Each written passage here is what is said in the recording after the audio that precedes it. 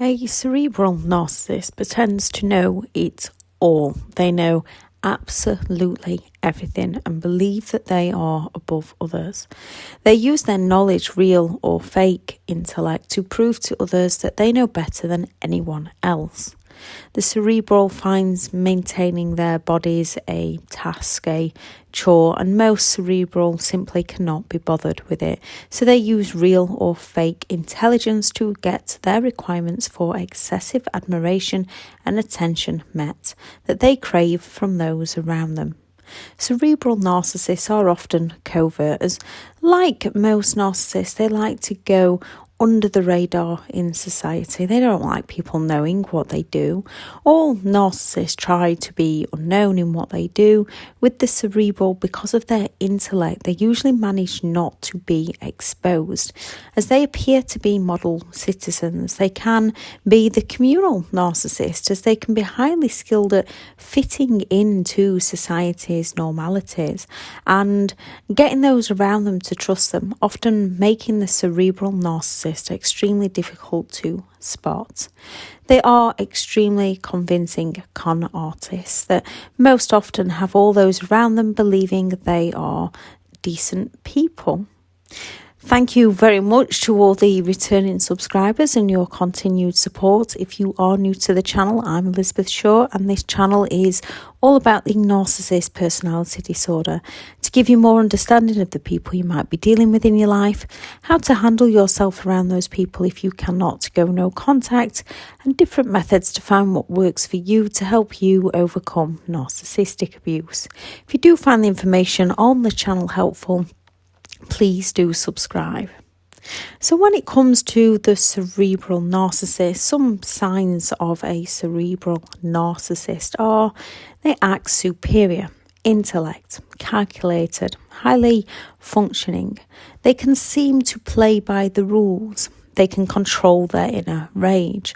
They believe they are superior. They are preoccupied with ultimate success. Exploitative, cunning.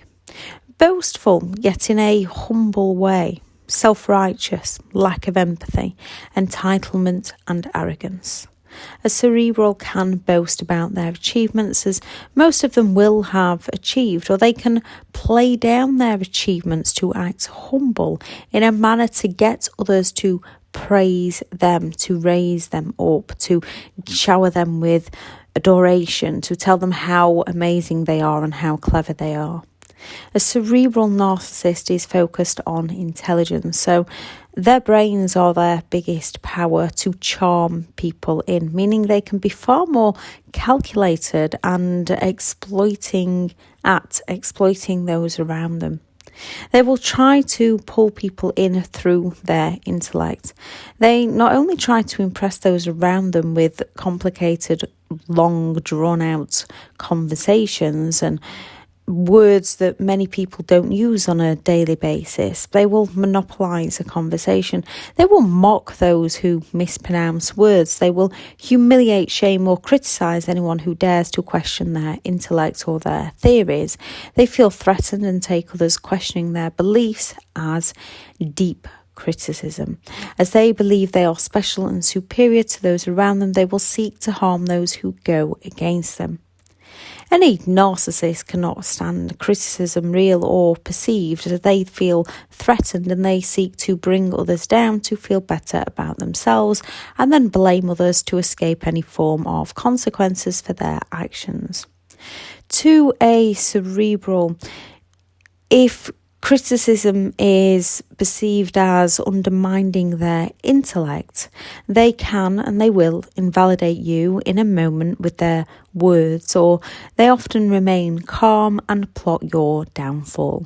A cerebral will often show contempt to those around them, as they believe they are superior and the most intelligent person out of their circle of friends and family. They will show disregard to others' ideas, thoughts or feelings. However, if someone has a wise idea, the cerebral shall take this, adapt it and use it for their own.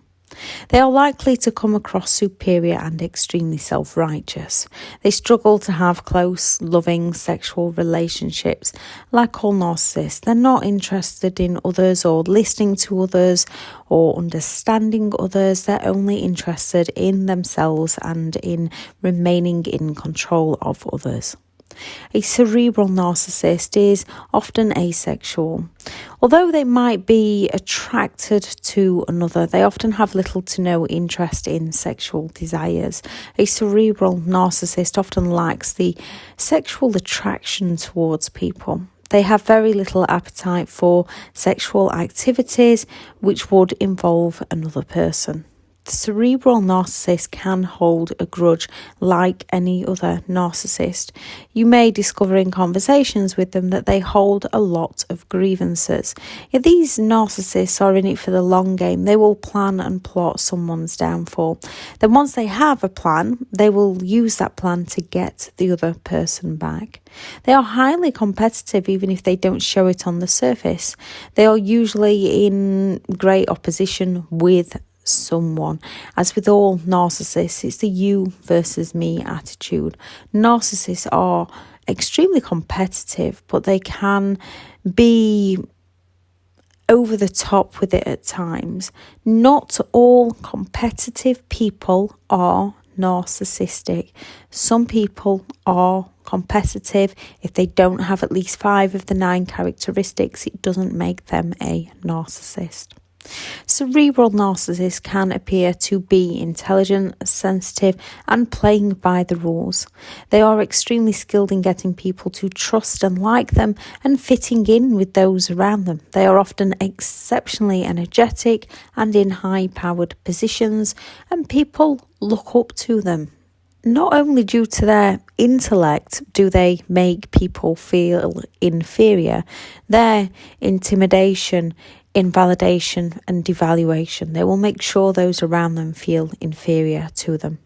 Cerebral is like all other types of narcissists, unwilling to take a real look at themselves or admit any wrongdoing on their part unless they can recognise that by admitting a wrongdoing will work in their favour. They are often congratulated by those around them for who they are, as people don't understand just how dangerous they can be.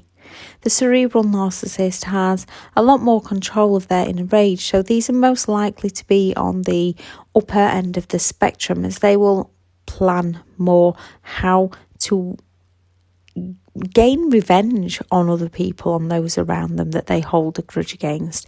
Even if the narcissist themselves is the one that's done something to the other person, if the other person has reacted, the narcissist will blame the other person for the problems. The cerebral narcissist will look for a smart way to get those around them back. Rather than show rage or anger, they believe all others are incredibly envious of them. They think everyone is out to get them. Cerebral narcissists often use their intellectual abilities and achievements to charm people in towards them. They are lacking in empathy, as are other narcissists. In a relationship, they will devalue and discard. It's hard coming out of any narcissistic relationship. These are possibly one of the hardest, as you will have most likely lost all those you love to the narcissist. They rarely to never use physical violence and often seem to uphold and respect the law, so those around you can't always see who they truly are. When dealing with a cerebral narcissist, limited contact and grey rock is a must. If you cannot go no contact, no contact is always the best route. Reminding yourself not to take what they say personally. Kind, intelligent people with emotional intellect would not want to hurt others or pull people down to feel better about themselves. They would want to be supportive of others and raise others up. What they say about others is a reflection of their personal character and never of yours. Learn your boundaries, stay in your reality, radical acceptance of who they are as a person.